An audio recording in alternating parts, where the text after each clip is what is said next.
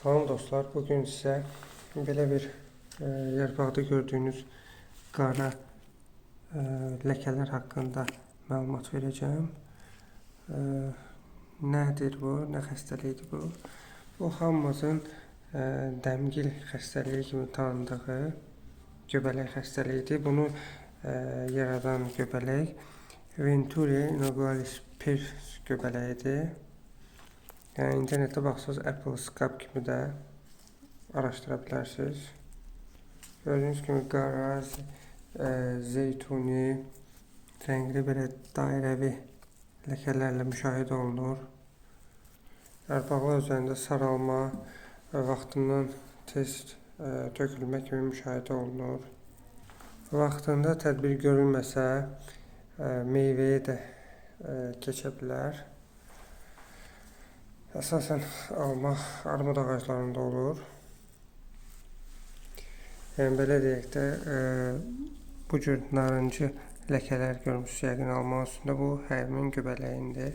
Yəni belə insan sağlamlığına heç bir zərəri yoxdur, amma məsələn bazarda gedib yoluxmuş 2 dənə belə deyək almanı qoyacaqsınız bir qırağa, gedib yaxşısını alacaqsınız. Bu yəni satış. Bazar dəyərini, qiymətini aşağı salır. Başqa heç bir insan sağlamlığına ziyanı yoxdur bu göbələyin. Səbəbləri nə bunu yaradır? Deməli, rütubətli hava şəraiti və zəif hava dövranı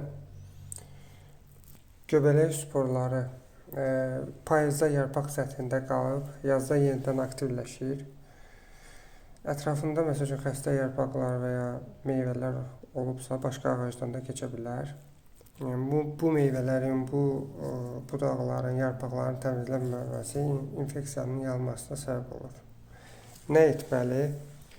Xəstə yarpaqları toplamalı, məhv etməli. Payızda və ya yazın əvvəli 1%lik bordo məhlulu ilə və ya mis tərkibli fungisidlərlə istifadə olunmalıdır ağaclara. Bağda hava dövranını yaxşılaşdırmaq üçün budama aparılmalıdır düzgün şəkildə. Yəni növbəti illərdə rastlaşmamaq üçün profilaktik olaraq göbələk əleyhinə dərmanları vaxtında edin. Xüsusən də yazda tumurcuqlar açmadan öncə, yarpaqların sıçan qulağı boyda olan vaxtı və ya çiçəklənmədən sonra. İndi mən sizə bunun mikroskop altında bu göbələyin formasını göstərəcəm.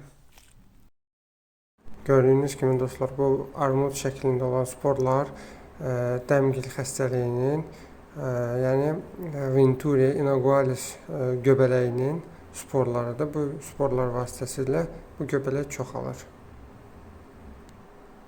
Gördüyünüz kimi həm topa, həm də belə pərakəndə şəklində sporların formasını görürsünüz, armud şəklindədir və belə olur.